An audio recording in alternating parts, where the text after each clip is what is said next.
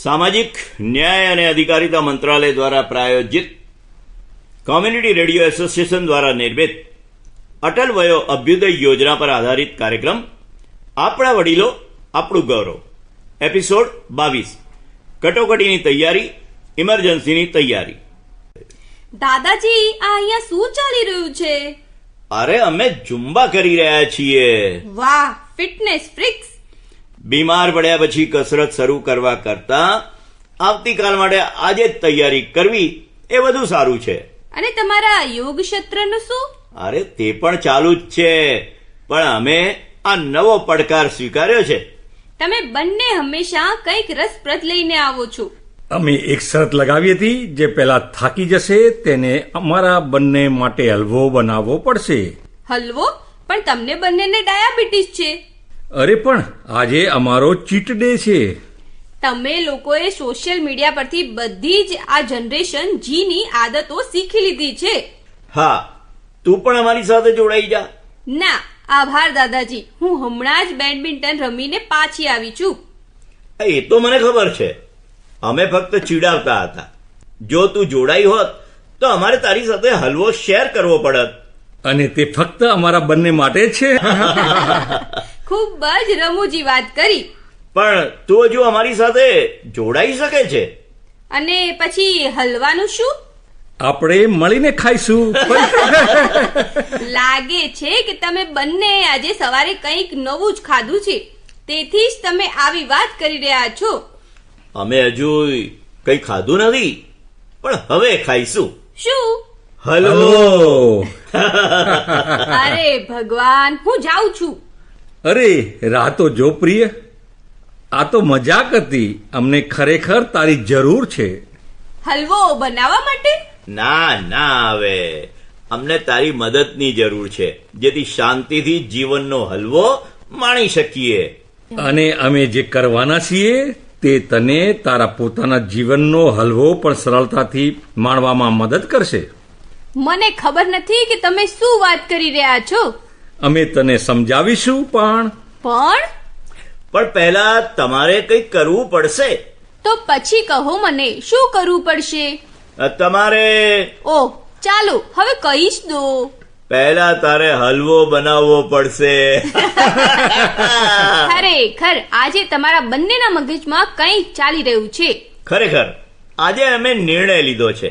અને હવે તું અમને કહેજે કે અમે યોગ્ય કામ કરવાના છીએ કે નહીં.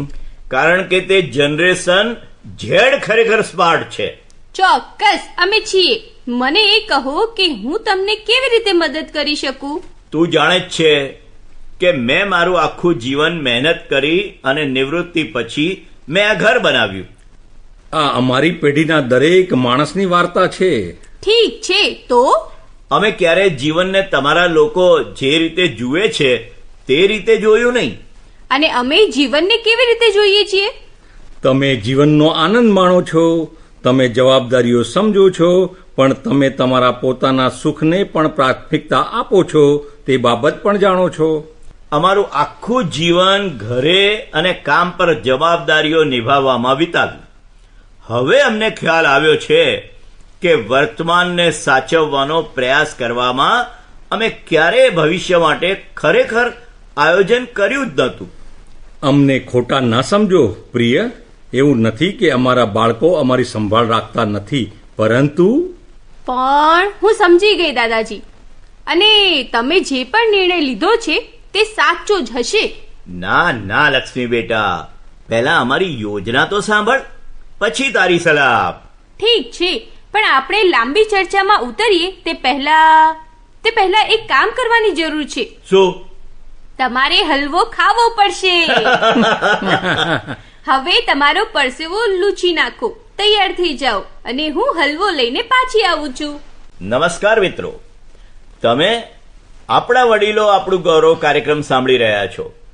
આ કાર્યક્રમ તે અમૂલ્ય વ્યક્તિઓને સમર્પિત છે જેમનું શાણપણ અનુભવ આપણા સમાજનો પાયો છે.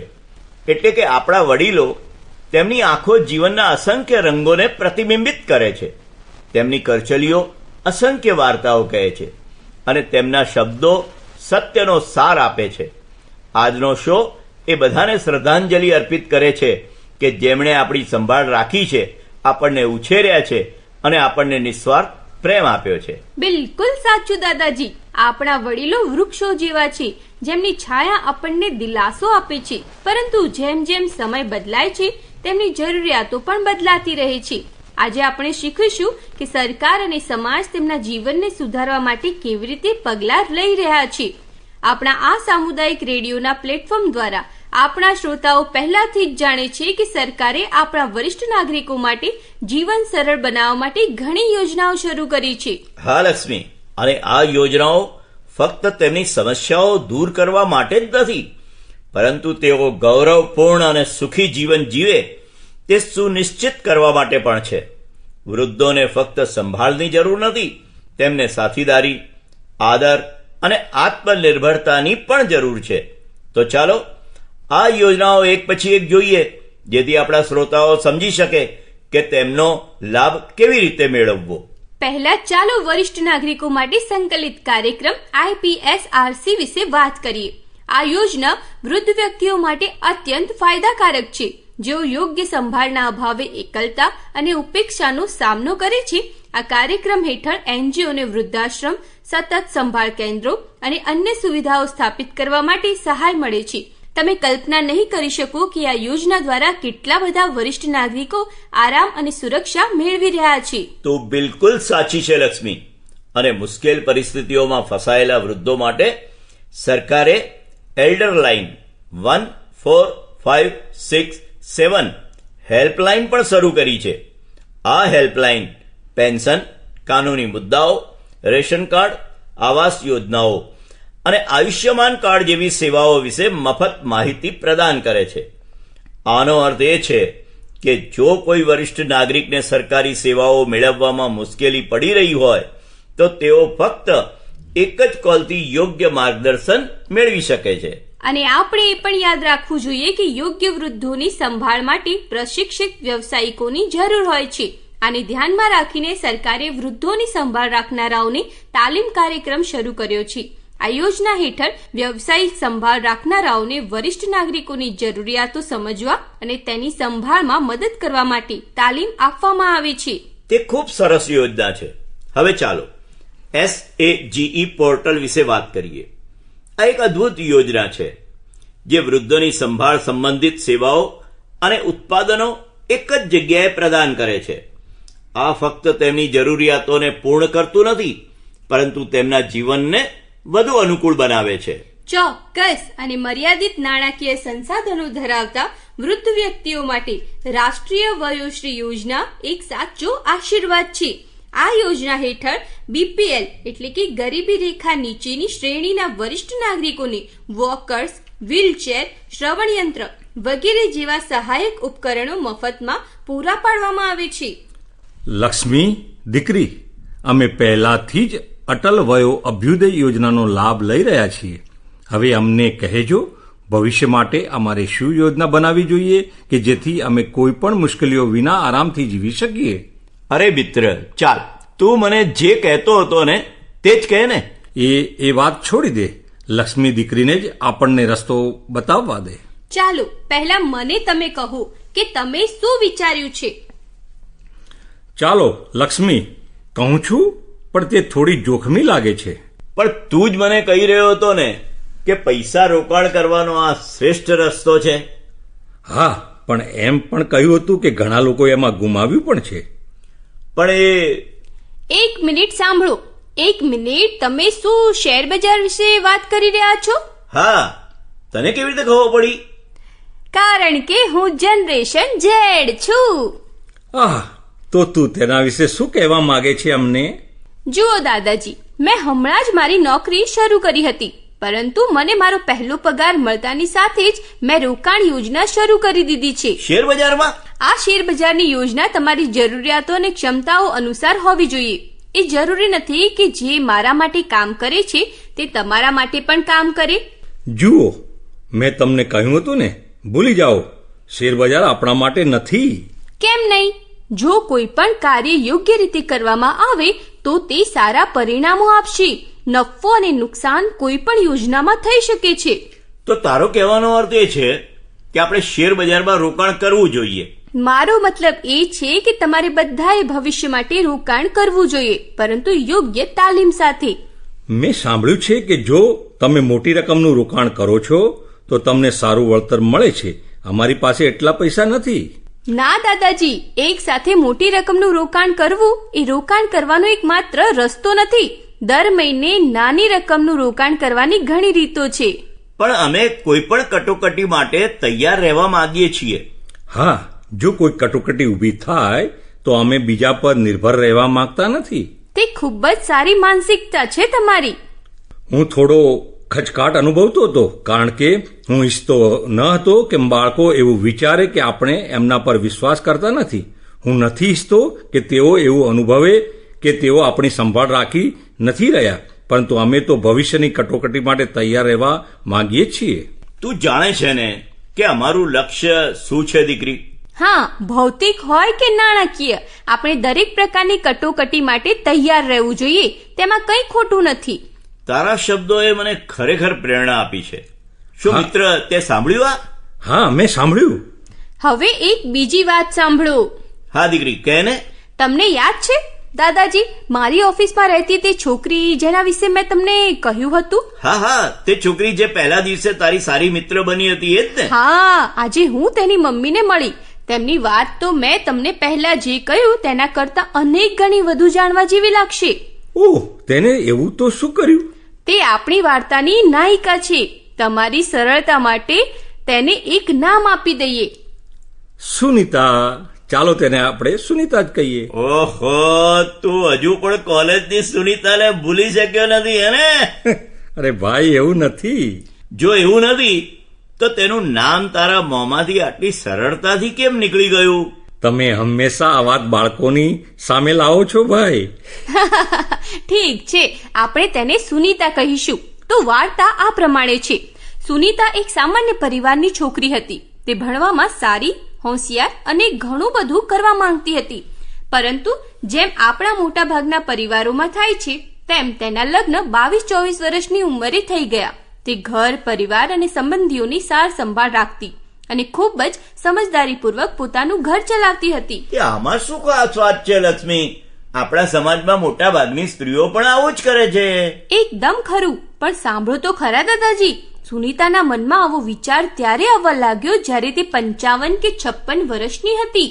ઓહ, તો આ વાર્તા તેને વૃદ્ધાવસ્થા વિશે છે? ના, આ વાર્તા તેની બીજી યુવાની વિશે છે. ઓહ, અરે બેટા, તું આગળ કહેતી રહે.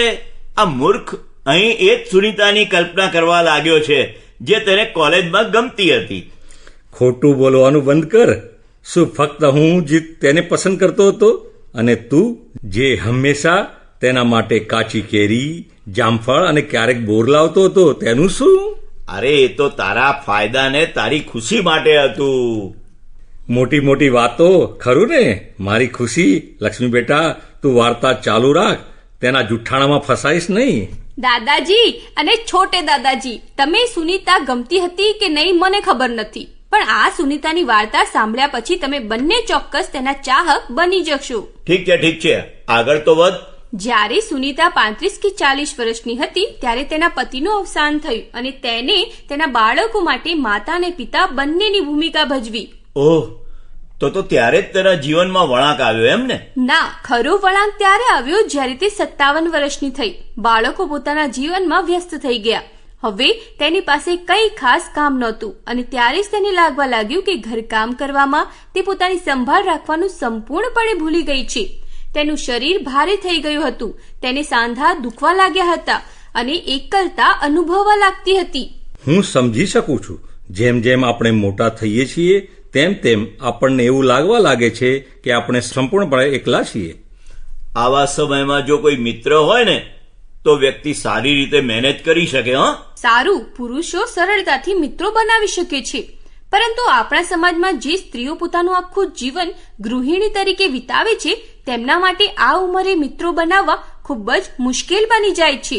એટલા માટે આપણા સમાજમાં વડીલોને સત્સંગ કે યાત્રાઓમાં હાજરી આપવાની સલાહ આપવામાં આવે છે, જેથી આ પ્રક્રિયામાં તેઓ લોકોને મળી શકે અને તેમના સુખ દુઃખ શેર કરી શકે. બિલકુલ સાચું. પરંતુ અત્યાર સુધીમાં સુનીતાજીની તબિયત દોડવાની સ્થિતિમાં નહોતી.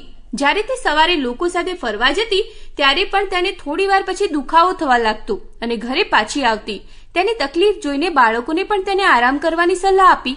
પરંતુ હવે સુનીતાજીનું શરીર એક જગ્યાએ આરામ કરી રહ્યું હતું અને તેનું મન ભટકતું રહ્યું.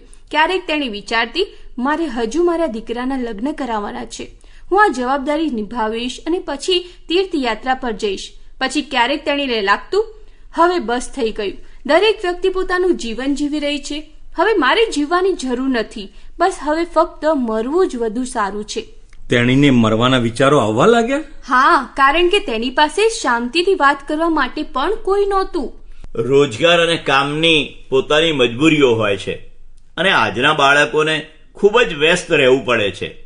આપણે તેને દોષ આપી શકતા નથી. હા, બાળકો પોતાનો શ્રેષ્ઠ પ્રયાસ કરે છે, પરંતુ તેમનું પોતાનું જીવન પણ છે. તેઓ હવે વડીલોની જિંદગી અનુસાર બધું કરી શકતા નથી. તમારા બંને વિશે સૌથી સારી વાત એ છે કે તમે દરેક વસ્તુની બંને બાજુ જુઓ છો.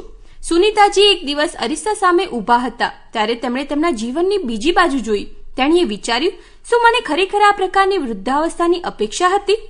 લોકો નાની પરીક્ષાઓની તૈયારી કરે છે, પણ મેં જીવનના આ તબક્કા માટે બિલકુલ તૈયારી નહોતી કરી. હવે જ્યારે પેપર ખૂબ મુશ્કેલ થઈ ગયું છે ત્યારે તે તેનાથી ભાગવાનો પ્રયાસ કરી રહી હતી. જે દિવસે તેણે નક્કી કર્યું કે તે ભાગશે નહીં, પણ તે આ પરીક્ષા પૂર્ણ માર્ક્સ સાથે પાસ કરશે. પછી તે જીમમાં જોડાઈ. ઓહ, તો આજ આપણા માટે પ્રેરણાદાયક વાત છે એમ ને? ઓ ના દાદાજી, આજકાલ ઘણા વૃદ્ધ લોકો જીમમાં જાય છે અને તેઓ જીમમાં શું કરે છે? ફક્ત થોડી હળવી કસરતો, થોડા ઝુંબા મૂવ્સ, કેટલાક યોગ અને પ્રાણાયામ. હા દીકરી, પણ તેઓ જીમમાં બીજું શું કરી શકે? તે સાચી વાત છે, પણ વાર્તામાં હવે વાસ્તવિક વળાંક આવ્યો. સુનીતાજીએ 1 વર્ષ સુધી આ બધું પૂર્ણ સમર્પણ સાથે કરવાનું ચાલુ રાખ્યું. તેમનું વજન સારી રીતે સંતુલિત રહ્યું અને જીવન પ્રત્યેનો તેમનો દ્રષ્ટિકોણ વધુ સકારાત્મક બન્યો. પછી તેમણે કંઈક બહાદુરી ભર્યું કર્યું. તેમણે તેમના જીમ ટ્રેનરને કહ્યું, હું વજન ઉચકવાની એટલે કે વેઇટ લિફ્ટિંગની તાલીમ લેવા માંગુ છું. વેઇટ લિફ્ટિંગની તાલીમ? શું એનો અર્થ ડમ્બેલ્સ ઉપાડવાનો? હા, તેણીએ નાના ડમ્બેલ્સથી શરૂઆત કરી. પછી તેણીએ એડવાન્સ વેઇટ લિફ્ટિંગ તાલીમ શરૂ કરી અને જે વર્ષે તેણીને 60 વર્ષની થઈ તેણીએ તેની શ્રેણીમાં વેઇટ લિફ્ટિંગમાં રાજ્યનો સુવર્ણ ચંદ્રક જીત્યો. વાહ, વાર્તાનો અંત ખરેખર પ્રેરણાદાયક છે. ના દાદાજી, વાર્તા હજી પૂરી નથી થઈ. તેની આસપાસ ઘણા લોકો તેને ચીડવતા હતા. કહેતા હતા, વૃદ્ધાવસ્થામાં એક નવો શોખ, તમારા હાડકા અને સાંધા તૂટી જશે અને પછી વૃદ્ધાવસ્થા પથારીમાં વિતાવવી પડશે. તમે બધા પૈસા હોસ્પિટલમાં બગાડશો અને બીજી ઘણી બાબતો. પણ તેઓ ફક્ત જોતા જ રહ્યા જે તેણીએ રાષ્ટ્રીય સુવર્ણ ચંદ્રક જીત્યો. આજે તે 69 વર્ષની છે અને ઘણી આંતરરાષ્ટ્રીય સ્પર્ધાઓમાં ઘણા મેડલ જીત્યા છે. તે દરરોજ લગભગ 5 કિલોમીટર દોડે છે. તે એટલી ફિટ છે કે તમારી કોલેજની મિત્ર સુનીતા પણ પાછી રહી જશે. તો ભવિષ્ય માટે તૈયારી કરવા માટે નાના પગલા લેવા એ શ્રેષ્ઠ વ્યૂહરચના છે. બિલકુલ સાચું. તમે કોઈ પણ ઉંમરે કંઈક નવું શીખી અને કરી શકો છો. તો પછી આપણે રોકાણ કરવાની નવી રીતો પણ શીખવાની જરૂર છે. આપણે અકસ્માતોને કે મુશ્કેલીઓને રોકી શકતા નથી, પરંતુ આપણે તેનો સામનો કરવાની આપણી તૈયારીઓને નિયંત્રિત કરી શકીએ છીએ. તેથી હવે બધું ધ્યાન કટોકટીની એટલે કે ઇમરજન્સીની તૈયારી પર કેન્દ્રિત કરવું જોઈએ. કાલે જે કરવાનું છે તે આજે જ શરૂ કર. હું મારા પેન્શનને 2 ભાગમાં વહેંચીશ. એક બેંકમાં સુરક્ષિત રહેશે અને બીજા ભાગનું રોકાણ કરવામાં આવશે.